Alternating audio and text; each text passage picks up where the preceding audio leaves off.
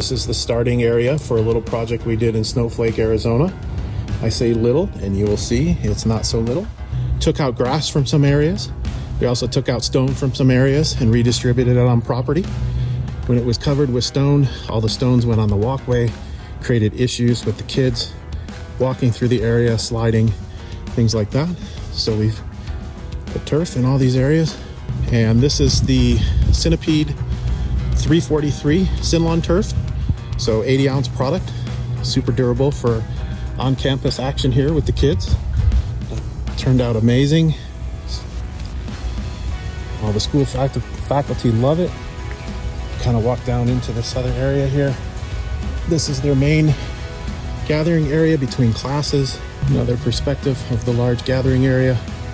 This project total was almost 12,000 square feet that we did. And this is the SYNTipede 343 product from SYNLawn. Great high traffic product. Should be something that lasts this school for many, many years.